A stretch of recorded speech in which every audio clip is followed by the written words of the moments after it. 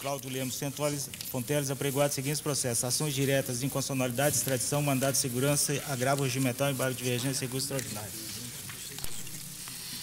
Está aprovada a ata, não há sem observações.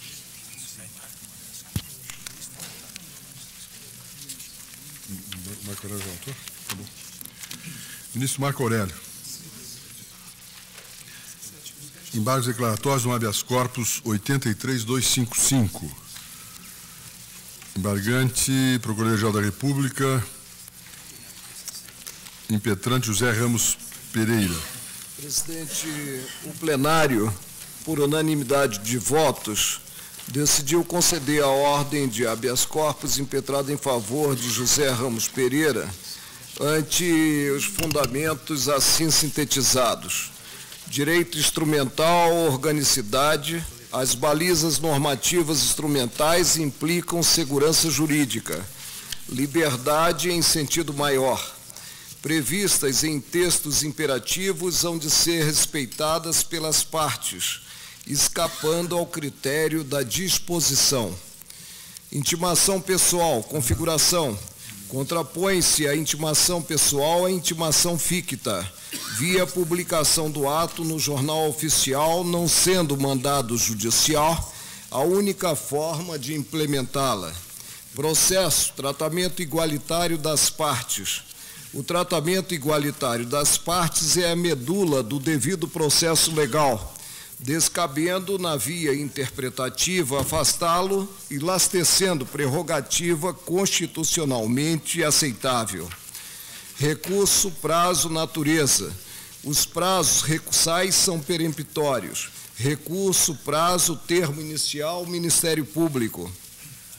A entrega de processo em setor administrativo do Ministério Público, formalizada a carga pelo servidor, configura intimação direta, pessoal, cabendo tomar a data em que ocorrida como a da ciência da decisão judicial. Imprópria é a prática da colocação do processo em prateleira e a retirada, a livre discrição do membro do Ministério Público, oportunidade na qual, de forma juridicamente irrelevante, apõe o ciente, com a finalidade de somente então considerar-se intimado em curso prazo recursal. Nova leitura do arcabouço normativo, revisando-se a jurisprudência predominante e observando os consagradores da paridade de armas. Em 24 de março de 2004, a folha 177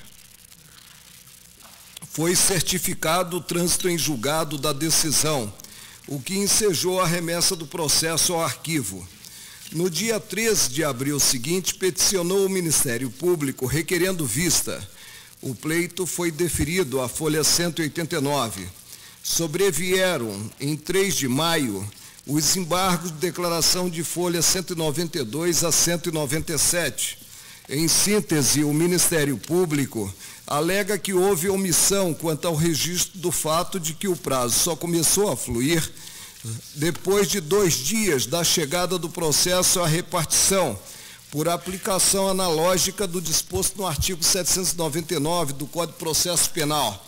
Ressalta que no julgamento do habeas 83731, o ministro Sepúlveda Pertence já analisou a matéria, aludindo à possibilidade de considerar-se feita a intimação 2 dias após a entrega do processo a setor administrativo do Ministério Público. É o relatório.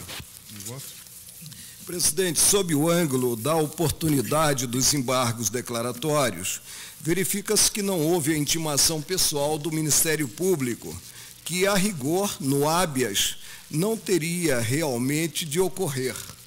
Essa intimação, nunca intimamos o Ministério Público como fiscal da lei, ou até mesmo como parte, né, para a ciência em si do acórdão juntado ao processo e publicado no diário.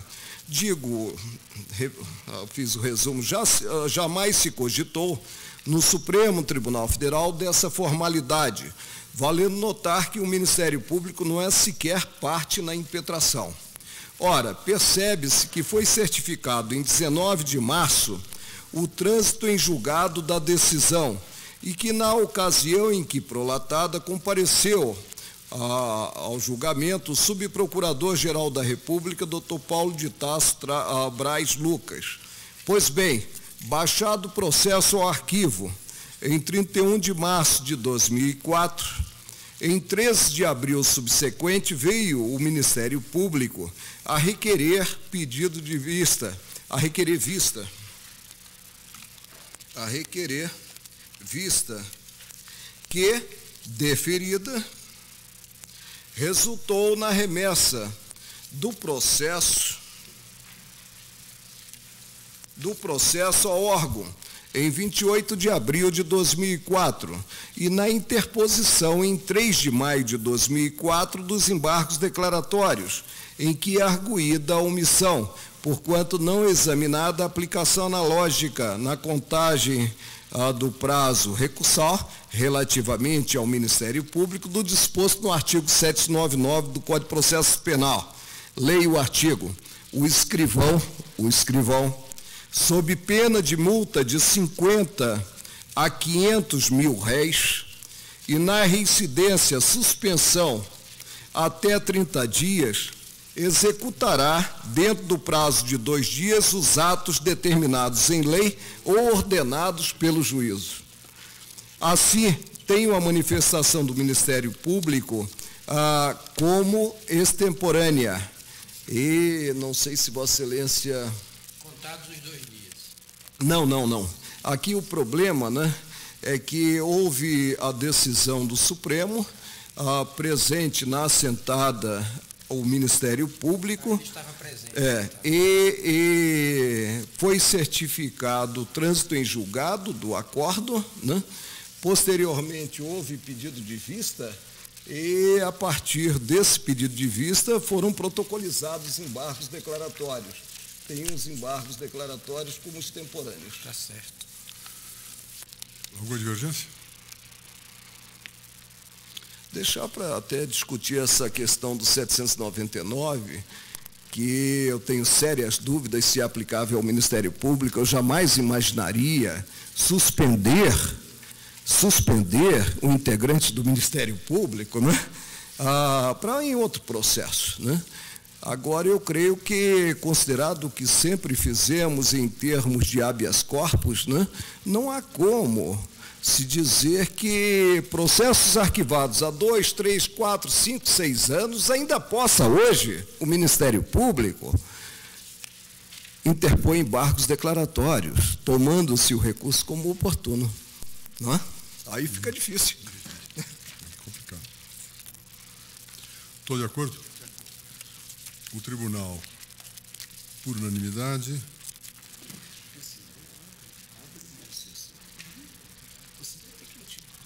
Vossa Excelência não conhece? Não conheço conhece os embargos declaratórios. Não conhece os embargos declaratórios por intempestivos na forma do voto relator. Ministro Marco Aurélio, extradição 899. Requerente do Governo dos Estados Unidos da América, requerido extraditando Alfredo Berrio Arangos. Presidente, o extraditando tem contra si ordem de prisão emanada do Tribunal Distrital dos Estados Unidos para o Distrito do Sul do Estado da Flórida, consideradas acusações relativas ao tráfico de entorpecentes. Vem respondendo a processo no Brasil, como em curso, ninguém adivinha, né? No artigo 12 da Lei 6.368/76. Encontra-se sob custódia no Presídio de Segurança Máxima de Viana, no Estado do Espírito Santo. Interrogado, alegou a surpresa ante o pedido formulado pelo governo dos Estados Unidos, asseverando que jamais esteve preso naquele país, nada tendo a ver com os fatos narrados. Na defesa técnica, manifestou discordância dos fatos revelados neste processo. A Procuradoria-Geral da República, mediante a peça de folha 328 a 335, pronunciou-se pelo deferimento do pedido formulado. É o relatório. Voto. Presidente, foram preenchidos os requisitos próprios ao deferimento do pedido de extradição, conforme evidenciado nas peças encaminhadas com a nota verbal da Embaixada dos Estados Unidos, o extraditando está envolvido em processo em curso nos Estados Unidos por tráfico de entorpecente. Tem-se como atendida a dupla tipicidade, não ocorrendo a incidência da prescrição à luz tanto do direito brasileiro quanto das normas do Estado requerente, onde as pronúncias fizeram-se em outubro de 1997 e fevereiro de 1998, dentro do prazo de 5 anos previsto para tanto. Vale registrar que não cabe no julgamento da extradição adentrar a procedência do que imputado ao extraditando, devendo este defender-se no foro próprio. É de ressaltar ainda que as práticas delituosas aconteceram em território norte-americano, aspecto a colocar em segundo plano o fato de o extraditando ser nacional colombiano. Defiro a extradição, consignando que no implemento da entrega do extraditando, há de se atentar para o cumprimento do decreto condenatório formalizado no Brasil, ressalvado o juízo de conveniência e oportunidade do excelentíssimo senhor Presidente da República e, portanto, a observância do disposto nos artigos 67, 89 e 90 da Lei 6.815. Todos de acordo? O Tribunal, por unanimidade, concedeu a extradição nos termos do voto do relator. Ministro Carlos Brito, com sustentação oral. Sentença estrangeira contestada 7178, requerente Bulova Corporation. Requerida Accurate do Brasil, Comércio, Representação, Importação, Exportação Limitada, ou Bulova do Brasil, Comércio, Representação, Importação, Exportação Limitada, ou Bulova do Brasil. Palavra, Vossa Excelência. Senhor presidente, Bulova Corporation requer a homologação da sentença estrangeira proferida pela Corte Distrital do Sul da Flórida, que condenou a empresa Bulova do Brasil, Comércio, Representação, Importação e Exportação Limitada, a suspender o uso da sua marca, além de outras interdições. A decisão homologanda está assim redigida, verbis: a demandada, seus agentes, funcionários, empregados, partes interessadas, companhias coligadas, sucessores e cessionários, e todas as pessoas que atuam em acordo, combinação com a demandada ou como dela participante, estão permanentemente proibidos de usar a marca Bulova no nome próprio da demandada. B. Usar a marca Bulova em nome da companhia coligada Bulova Universal Limitada. C. Usar a marca Bulova em seu nome de domínio Bulova Companhia Brasileira, Comércio do Brasil, e usar a marca Bulova sob qualquer forma que seja, e usar qualquer marca confusamente similar à mesma. Prossegue a sentença. A demandada, seus agentes, funcionários, empregados, partes interessadas, companhias coligadas, sucessores e cessionários, e todas as pessoas que atuam em acordo, combinação com a demandada ou como dela participante, estão permanentemente proibidos de usar outras marcas registradas da demandante, incluindo, mas não estando limitado ao dispositivo bifurcado, símbolo de apazão, Actron, Caravelle e Marine Star. 3.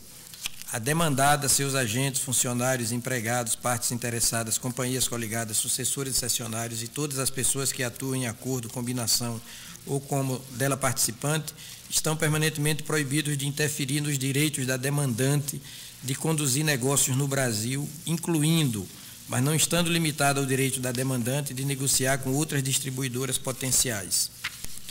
E eu vou ler as outras interdições.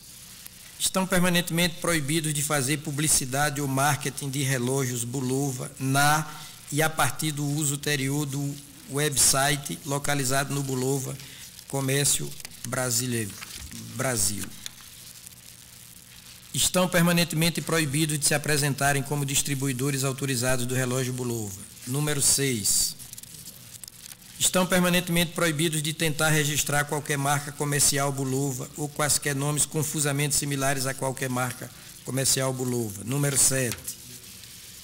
Permanentemente proibidos de tentar adquirir, produzir, fabricar, vender ou transferir relógios Bulova ou subcontratar essa atividade. Número 8. exige-se que a demandada mude permanentemente sua razão social para um nome que não incorpore a marca Bulova. Número 9. Exige-se que a demandada forneça informações de seu inventário atual de produtos Bulova, especificando todos os relógios Bulova que tem em estoque por estilo e quantidade. Número 10. Exige-se que a demandada devolva todo o seu estoque de produtos Bulova à demandante ao preço de compra a ser determinado pela demandante. Bem, prossigo no relatório. A requerida apresentou peça contestatória, na qual sustenta que a sentença estrangeira não é passível de homologação, por colidir totalmente com os artigos 216 e 217 do Regimento Interno do Supremo Tribunal Federal e por desrespeitar os artigos 12 e 17 da Lei de Introdução ao Código Civil.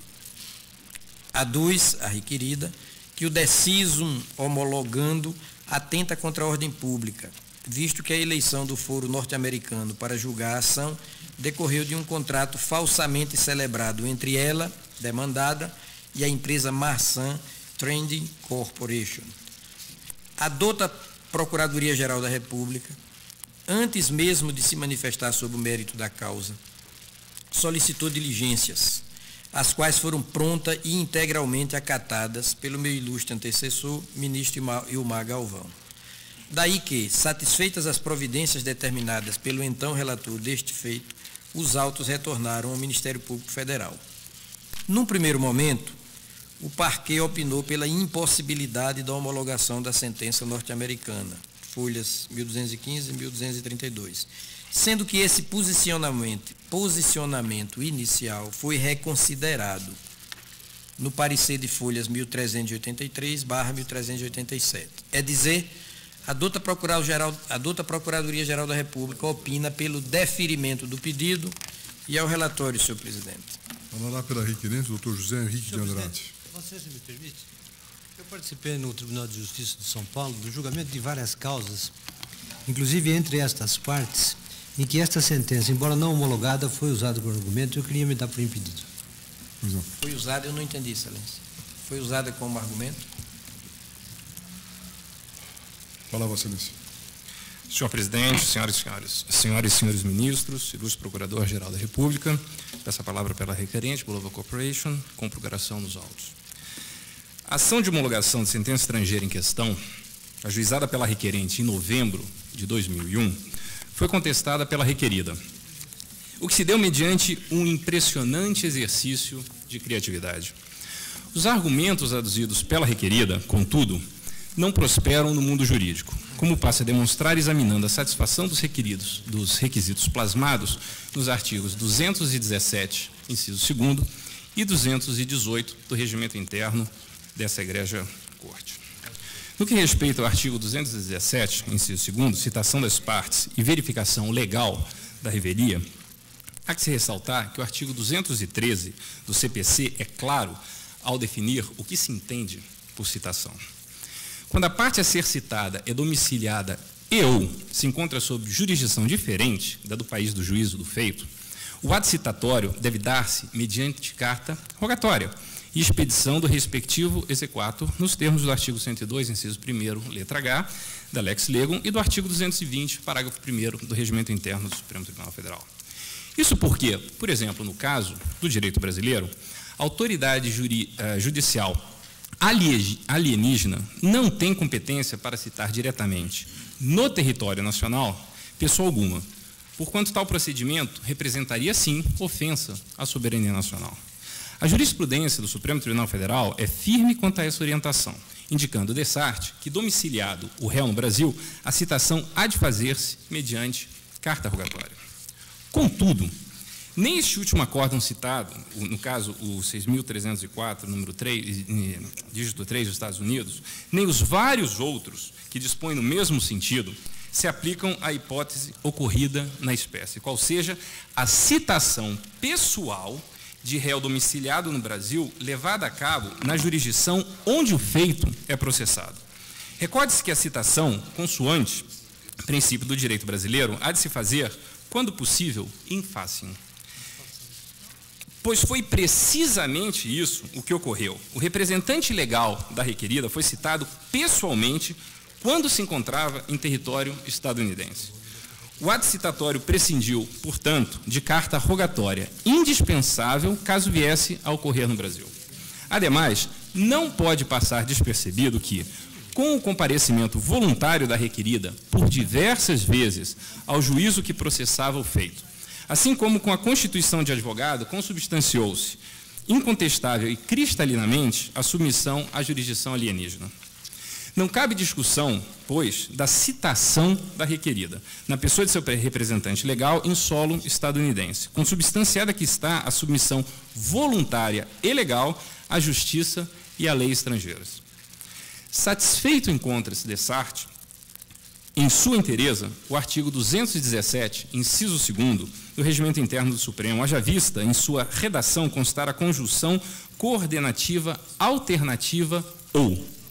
Tendo ocorrido a citação, não cabe sequer analisar o requisito que segue a referida conjunção coordenativa alternativa. O que ocorreria se, e tão somente se, o primeiro requisito, atinente ao ato citatório, não tivesse sido satisfeito. O artigo 217, inciso 2º do Regimento Interno do Supremo, exige obrigação alternativa. Terem sido as partes citadas ou haver-se legalmente verificada a revelia. Diferente não pode ser a inteligência desse dispositivo legal com a redação em que se apresenta, a qual enseja a possibilidade de satisfação alternativa dos requisitos nele plasmados. Por estreita feição à argumentação, contudo, cabe indicar que o segundo requisito do artigo 217, inciso 2º do Regimento Interno dessa Egrégia Corte, qual seja, haver-se legalmente verificada a revelia, encontra-se, de igual forma, plenamente satisfeito, sem desrespeito ao princípio do devido processo legal, do contraditório e da ampla defesa. Como já mencionado no relatório do eminente relator, ministro Carlos Brito, o advogado da requerida apresentou o pedido para que fosse aceita a retirada de sua representação processual e a autoridade jurisdicional estadunidense concedeu a moção de retirada do advogado da requerida e ordenou, mediante intimação, a substituição da representação no prazo legal de 30 dias. Como a requerida não regularizou sua representação, havendo descumprido decisão do juízo, este considerou-a revel, sujeitando-se à averbação de julgamento de inadimplemento, emissão de uma medida cautelar permanente e liberação do título cautelar permanente. A requerida, note-se, tomou conhecimento formalmente da necessidade de regularizar sua representação, mediante intimação. A intimação, cuja obrigação de fazer, nesse caso, era regularizar a sua representação, deu-se em respeito à lei estadunidense. E também a Convenção de Havana sobre Direito Internacional Privado, de 1928, que tem força de lei no Brasil, haja vista ter sido promulgada nesse território. A Convenção de Havana, de 1928, dispõe, que, no seu artigo 314, que a lei de cada Estado contratante determina a competência dos tribunais, assim como a sua organização, as formas de processo e a execução das sentenças e os recursos contra as suas decisões. O artigo 13, por sua vez, da Lei de Introdução ao Código Civil, reza que a prova dos fatos ocorridos em país estrangeiro rege-se pela lei que nele vigorar, quanto ao ônus e aos meios de produzir-se. Conclui-se, obrigatoriamente, que na espécie cabe tão só à lei estadunidense determinar a forma de intimação do processo, devendo a prova desta ser regida exclusivamente pela lei daquele país. É precisamente em razão desta inteligência que se empresta os dispositivos legais indigitados que a jurisprudência desta Egrégia Corte determina que o requisito previsto no artigo 217, inciso 2º do Regimento Interno do Supremo, qual seja, terem sido as partes citadas ou haver-se legalmente verificado a revelia, não inclui a comprovação das intimações. É o caso na sentença estrangeira contestada 5.418, dígito 4 dos Estados Unidos da América. Não pode ser diversa a interpretação do referido dispositivo regimental, pois, ao fim, as formas do processo e a prova dos fatos, no que se incluem as intimações, regem-se pela lei alienígena. Daí ser rigorosamente relevante, ante o direito brasileiro, a forma como se deu a intimação. O que importa é que ela tenha sido legal, nos termos da legislação alienígena. Se assim ocorreu, pode-se afirmar que a intimação e as consequências da sua não observância, no caso a revelia, foram legalmente verificadas. Havendo a revelia resultado da não observância da intimação, a qual se deu legalmente nos termos da lei estadunidense e também argumentando da lei brasileira, haja vista a comunicação feita pelo correio regular ser igualmente permitida no Brasil, pode-se afirmar que a legalidade da intimação se estende à revelia.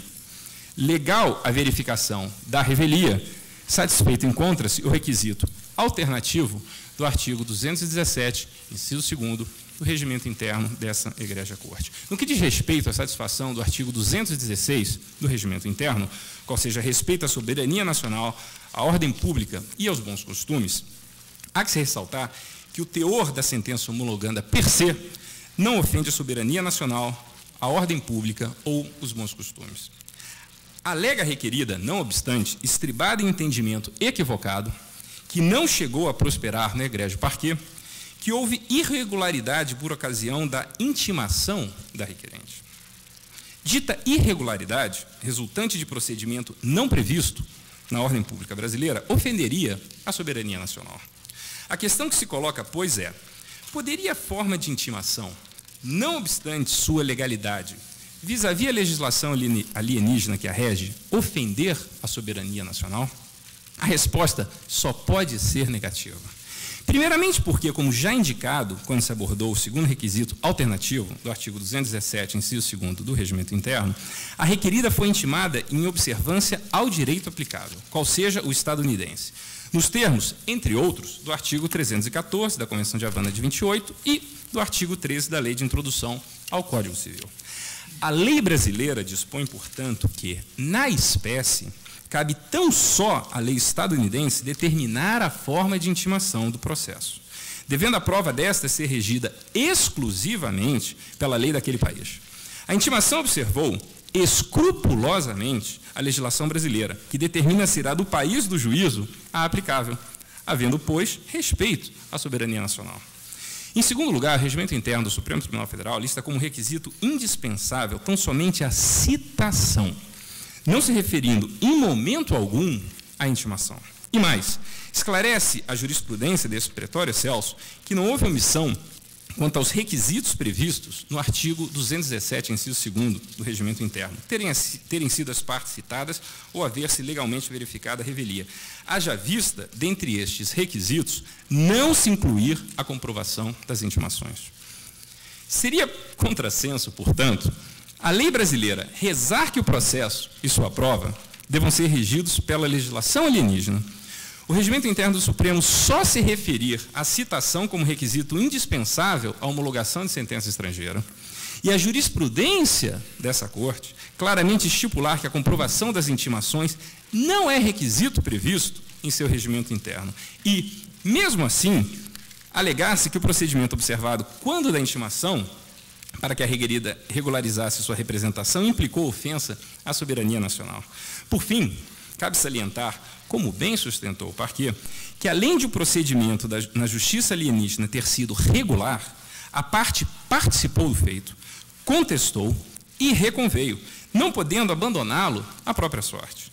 A demandada não poderia, por dever e direito, desconhecer do que lhe cumpria desempenhar nos autos, não sendo razoável admitir que se beneficiasse de sua omissão.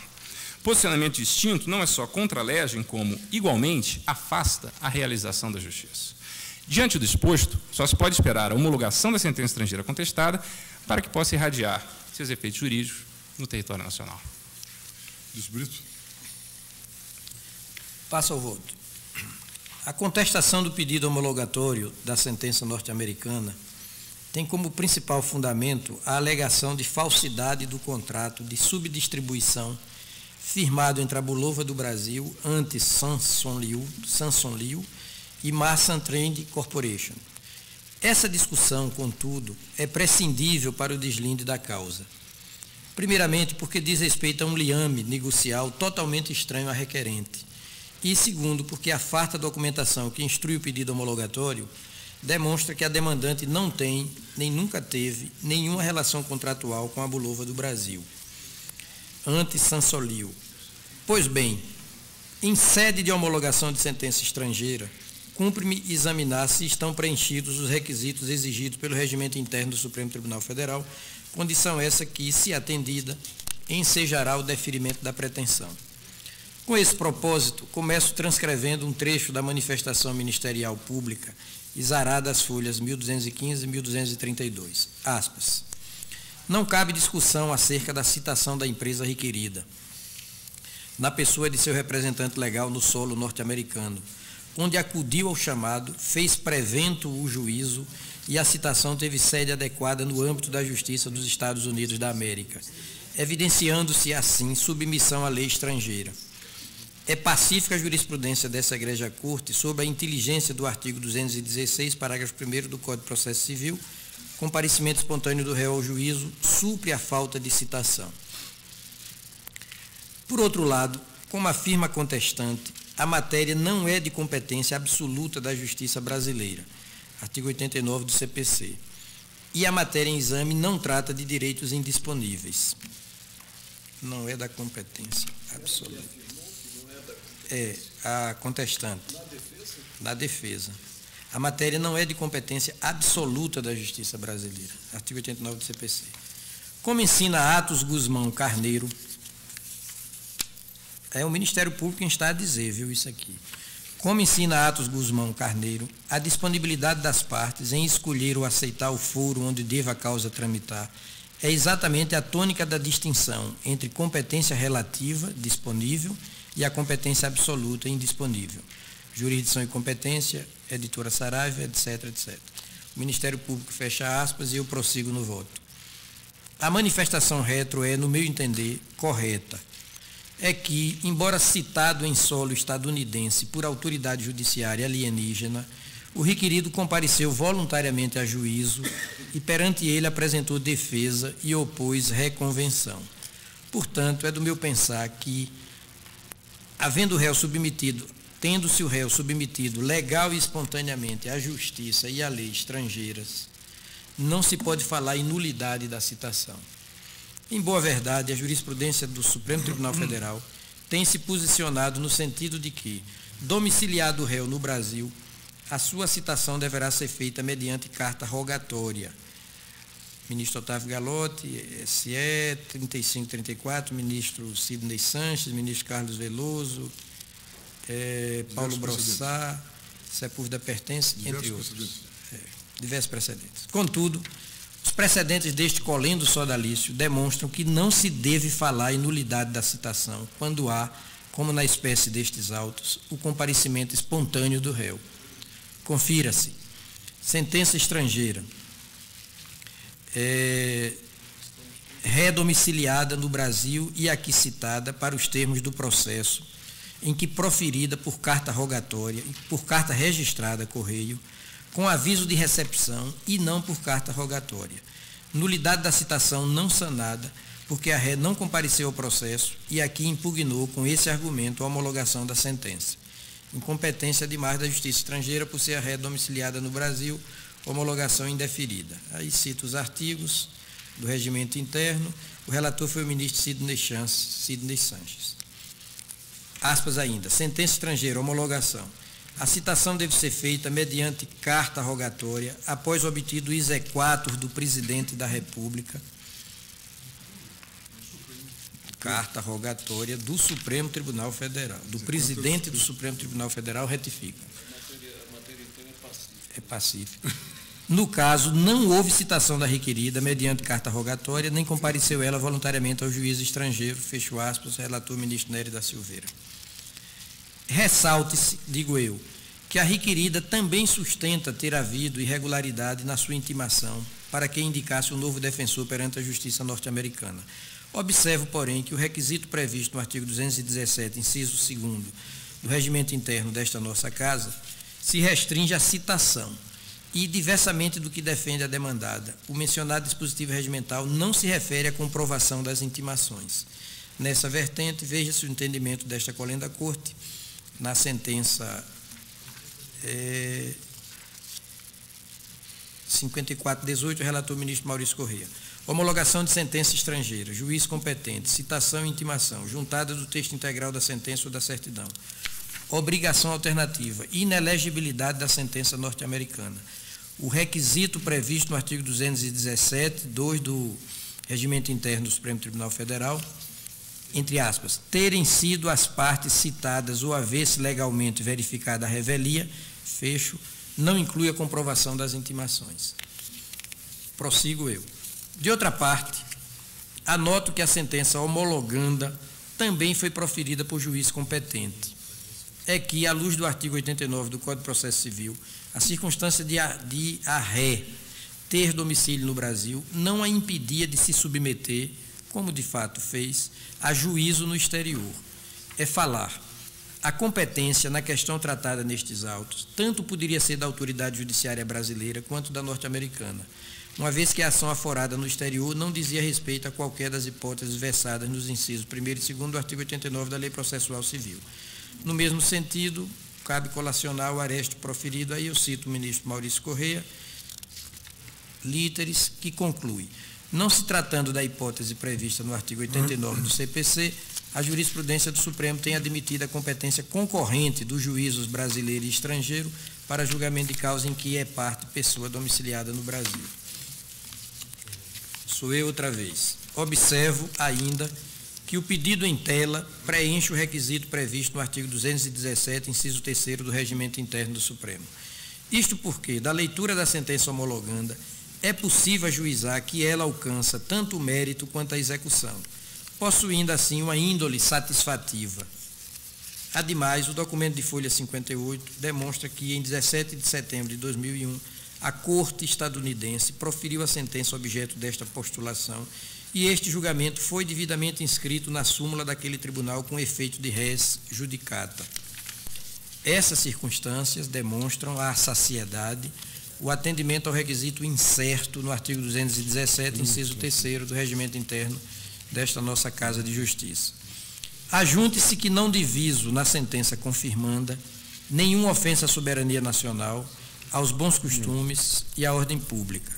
Aliás, quanto ao vilipêndio desta última, já frisei em linhas passadas que a eventual ilegalidade na celebração do contrato de subdistribuição solenizado entre a Bulova do Brasil, Anti-Samson Liu e Massa Trend Corporation é fato totalmente estranho a requerente e, por essa razão, de nenhuma relevância para o deslinde da causa.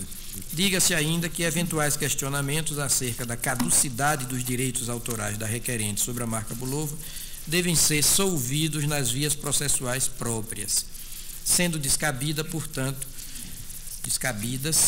discussões a respeito deste tema no íntimo do procedimento de homologação de sentença estrangeira. Mais ainda, noto que, a princípio, a documentação apresentada às folhas 1426 e 1429 desmente a alegação de que a marca Bulova teria caído no domínio público. Senhor presidente, já em grau de arremate, friso que nos autos constam a autenticação da sentença estrangeira pelo cônsul brasileiro e a tradução oficial por agente juramentado. Com estes fundamentos, uma vez atendidos os requisitos regimentais que ensejam o deferimento do pleito, voto pela homologação da sentença estadunidense.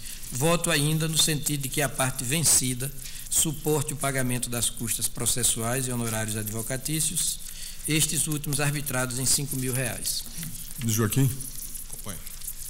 Alguma divergência? O tribunal, por unanimidade, homologou a sentença em pedido do ministro César Peluso. Ministro Veloso.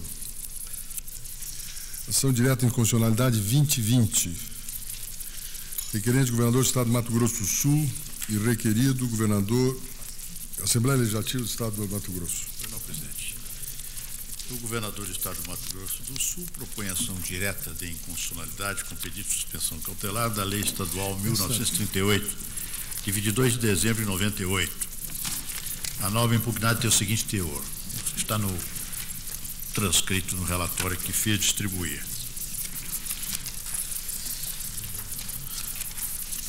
Sustenta, em síntese, ofensa aos princípios da legalidade e da isonomia contidos nos artigos 37 caput e 5, número 2 da Constituição Federal, dado que a lei estadual é impugnada ao dispor sobre cargos das autarquias e das fundações públicas, contrariou a lei estadual 1086, uma vez que esta última regula o grupo técnico de nível superior que engloba 50 categorias funcionais, inclusive de procurador das autarquias e fundações.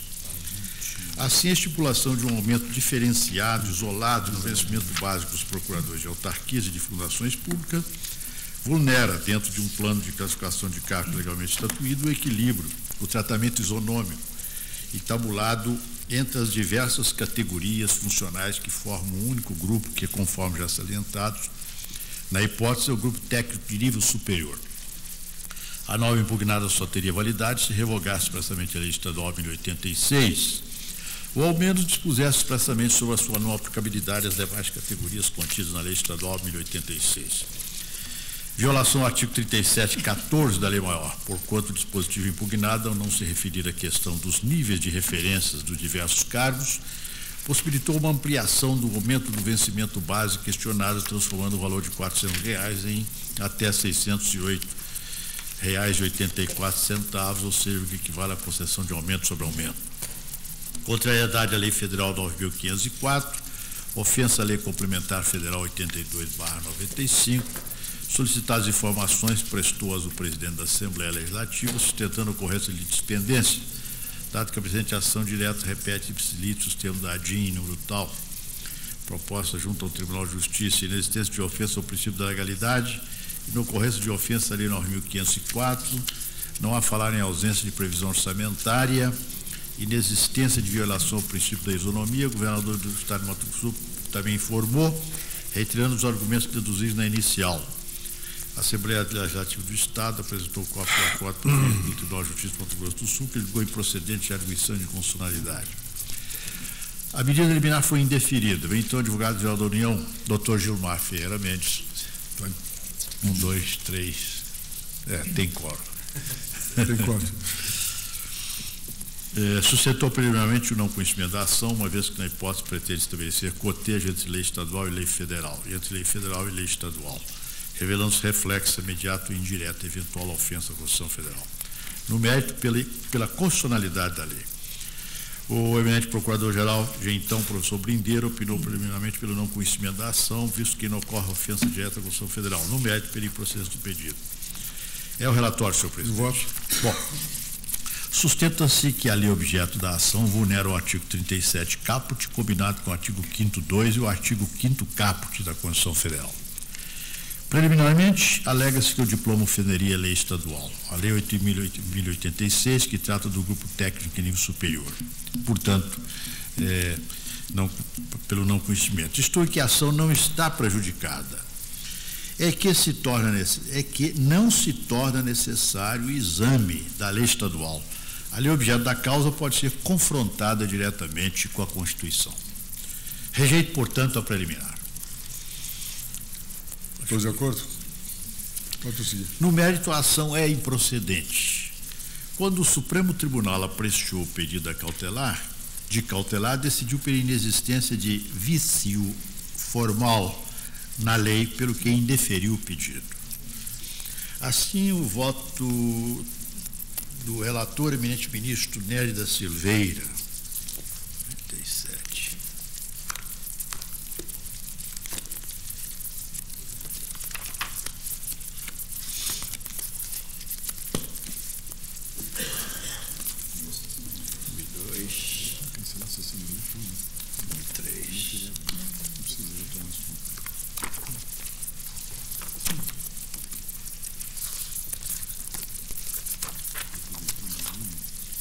É muito papel.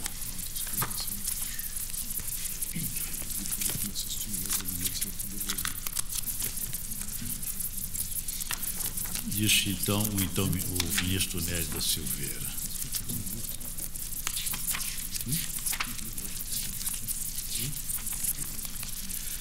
A lei local impugnada estabeleceu o vencimento base de 400 para o cargo de procurador de autarquia e fundação, coisas de lei de iniciativa do governador do Estado. Transcrevo, senhor presidente, o voto para registro e digo assim: não há, na verdade, vício formal na lei, dado que o projeto foi de iniciativa do governador do Estado, que a sancionou. Não há falar também em ofensa ao princípio da legalidade, 37 caput, combinado com 5.2, ou ao princípio isonômico, artigo 5º caput. E no ponto, também com muita propriedade, o procurador-geral de então sustentou a inocorrência dessas alegadas ofensas. E digo eu, ter-se-á no caso questão de inconveniência administrativa, não de inconstitucionalidade da lei. Do exposto, julgo improcedente a ação. Todos de acordo? O tribunal, por unanimidade, rejeitou a preliminar e, no mérito, julgou improcedente a ação nos termos do voto relator, impedido o ministro Gilmar Mendes. Ministro Gilmar Mendes, medida cautelar na ação cautelar 189, o requerente Rudney Fracaro e outro, requerido Ministério Público do Estado de São Paulo. Não, mas eu vou lançar. Senhor presidente, cuida-se de ação cautelar com pedido de medida liminar proposta por Rudney Fracaro e outros vereadores do município de São João da Boa Vista, São Paulo, para dar efeito suspensivo a recurso extraordinário interposto pela respectiva Câmara Municipal, com base no artigo 102.3a da Constituição Federal, em face do acórdão da 5ª Câmara de Direito Público do Tribunal de Justiça do Estado de São Paulo, que manteve sentença, qual reconheceu incidentalmente, por afronta ao artigo 29.4a da Carta Magna, a inconstitucionalidade do artigo 1º do Decreto Legislativo número 10, de 7/12/99, que previa o número de 17 cadeiras para a Câmara Municipal e reduziu para o máximo de 13, enquanto a população não superar 100 mil habitantes. Conforme noticiado nos autos, a execução dessa decisão foi suspensa por determinação do presidente do Tribunal de Justiça do Estado de São Paulo, em 1º/12/2000, que acolheu o pedido apresentado pela Câmara Municipal de São João da Boa Vista. Assim, realizadas as eleições de 2000, foram diplomados 17 vereadores para o mandato de 2001 a 2004. No entanto, diz os autores terem sido surpreendidos recentemente pela manifestação da Justiça Eleitoral de que, indeferida a apelação, não mais poderiam ser considerados vereadores, estando, portanto, impedidos de participarem das sessões legislativas. Daí terem formulado o pedido de assistência litisconsorcial no recurso extraordinário. Mesmo sabedores da jurisprudência desta Corte quanto à possibilidade da medida cautelar para a concessão do efeito suspensivo, somente nos casos em que o recurso extraordinário já tenha sido admitido no tribunal de origem, sustentam a ocorrência de 3 motivos singulares e especiais para a concessão da tutela cautelar. Primeiro argumento é o da existência de lacuna legislativa quanto à competência para apreciar o pedido de efeito suspensivo de recurso extraordinário antes de proferido o juízo de admissibilidade. O segundo é o afastamento dos seus mandatos em dezembro de 2003, data desde a qual não percebem os seus vencimentos, mesmo não tendo havido o julgamento definitivo da questão. O terceiro é o de que não ocorreu supressão de instância. O pedido de efeito suspensivo foi negado no tribunal de origem, mas os danos aos quais têm se sujeitado são irreparáveis. Alegam que foram indevidamente atingidos pela decisão objeto do recurso extraordinário, porque afastados sumariamente dos cargos para os quais tinham sido devidamente empossados e diplomados para um mandato de 4 anos, sem que o Ministério Público tivesse impugnado por qualquer recurso, sem sequer participarem da relação jurídica processual da ação civil pública. Ao argumento de que há, no mínimo, um provável juízo de probabilidade da tutela pretendida, ressaltam terem sido prequestionados os dispositivos constitucionais impugnados no recurso extraordinário, artigo 1º, Pacto Federativo, artigo 2º, e 29.4a, proporcionalidade entre o número de vereadores e a população. Por fim, pedem a determinação da vigência futura dos efeitos da declaração de inconstitucionalidade do artigo 1º do Decreto Legislativo número 10 do município de São João da Boa Vista. Eu entendo caracterizado o interesse jurídico dos autores bastante a legitimar a sua admissão na relação jurídica como assistentes. Afiguram-se presentes os pressupostos para a admissibilidade do pedido liminar. Cuida-se de questão idêntica àquela discutida no recurso extraordinário 197/917, relator Maurício Correia, em que o plenário decidiu pela inconstitucionalidade da lei orgânica municipal que estabelecia o número de vereadores, determinando, porém, a eficácia dos efeitos para o momento futuro. E aqui, então, eu simplesmente expresso esses... O processo é subjetivo, né? É subjetivo, é um RE. Então, eu estou agora propondo, submetendo ao plenário e propondo que haja o referendo. É uma ação civil pública também.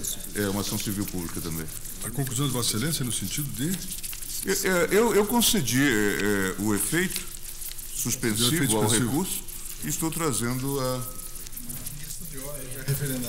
questão de ordem para referendar, avaliando que também haverá eficácia ex nunc. Alguma divergência? O Tribunal, por unanimidade, referendou o despacho que concedeu efeito suspensivo ao recurso extraordinário nos termos do voto do relator. Agora, qual é que tem Na outra. E daquela do 14. Ministro Veloso, ação direta de inconstitucionalidade 2229, Espírito Santo, requerentes do Conselho Federal da Ordem dos Advogados do Brasil e requerido governador do Estado do Espírito Santo, impedido o ministro Gilmar Mendes. Senhor presidente, o Conselho Federal da Ordem dos Advogados do Brasil propõe ação direta de inconstitucionalidade com pedido de suspensão cautelar da Lei 6.094, de 20 de janeiro de 2000, do Estado do Espírito Santo, que autoriza o Poder Executivo a realizar contratação temporária de defensores públicos em caráter emergencial de forma a assegurar o cumprimento da Lei Complementar 55. Sustenta o autor, afronta o artigo 37, 2 e 9 da Constituição Federal, dado que os dispositivos impugnados permitem a contratação temporária de defensores públicos sem a previsão de concurso público, além de excluir a possibilidade de contratação por meio de contrato por prazo determinado de servidores que tenham por função exercer atividades cuja necessidade seja permanente. Ofensa ao artigo 134 caput, parágrafo único da Constituição Federal, invasão da competência federal, tendo em vista que cabe à lei federal de natureza complementar, nos termos do parágrafo 1 do artigo 134 da Constituição, regular a matéria, ofensa ao princípio da moralidade administrativa previsto no artigo 37 caput da Constituição Federal. Foi deferida a medida liminar para, com eficácia ex nunc, excluída a cessação dos contratos firmados e suspender a Lei 6.094. Solicitadas informações, o governador do Estado as prestou, sustentando em síntese a norma impugnada em contraponto no artigo 37, 9º da Constituição Federal. A Lei Complementar Estadual 46, que instituiu o regime jurídico dos servidores públicos civis do Espírito Santo e tratou da contratação temporária, juntamente com o artigo 37, 9º, possibilitou a elaboração da Lei Estadual atacada. A expressão necessidade temporária deve ser entendida no sentido da transitoriedade da necessidade, inexistência de invasão da competência federal. O reitor advogado-geral da União, Dr. Gilmar Ferreira Mendes, manifestou-se pela constitucionalidade da lei. O eminente Procurador-Geral da República, o professor Brindeiro, opinou pela procedência do pedido. É o relatório, senhor presidente. Meu voto. O Supremo Tribunal Federal, no julgamento do pedido da cautelar, suspendeu a eficácia da Lei 6.094, de 2000, do Estado do Espírito Santo, que autoriza o Poder Executivo a contratar temporariamente defensores públicos, tendo em vista o disposto no artigo 37, inciso 2 e artigo 134 da Constituição Federal. Esta decisão, senhor presidente, estou em que deve prevalecer agora. Quando o julgamento da ADIM 1500 do Espírito Santo, de que fui relator, decidiu esta Corte: a regra é a admissão de servidor público mediante concurso público. Constituição 37.2. As duas exceções à regra são para os cargos em comissão referidos no inciso 2 do artigo 37 e a contratação de pessoal por tempo determinado para atender a necessidade temporária de excepcional interesse público, artigo 37, 9º. Nesta hipótese, deverão ser atendidas as seguintes condições: A, previsão em lei dos casos; B, tempo determinado; C, necessidade temporária de interesse público; D, interesse público excepcional. Na ADIM 1219, da Paraíba, também por mim relatada, outro não foi o entendimento da Corte. Na ocasião, então, sustentei esta mesma tese, senhor presidente, que está resumida nessa ementa. Transcrevo também. Conclui que... Transcrevo o voto para documentar. Também menciono a ADIM 2125, Maurício Correia, relator, e concluo. No caso, foi bem lembrado, quando o julgamento da cautelar, ter-se-ia a contratação de advogados para atuar como defensores públicos. Ora, a Defensoria Pública é um órgão permanente que não comporta defensores contratados em caráter precário. a solução é o Estado organizar a defensoria em termos racionais, tal como recomenda a Constituição. Do exposto, senhor presidente, julgo procedente a ação e declaro a inconstitucionalidade da Lei 6.094, de 2000 do Estado do Espírito Santo. A inconstitucionalidade, né? Sim. Sim, julgo procedente a ação. Procedente a ação. ação. Todos de acordo? O tribunal, por unanimidade, julgou procedente a ação, julgando inconstitucional a Lei 6.094 e 20 de janeiro de 2000 do Estado do Espírito Santo.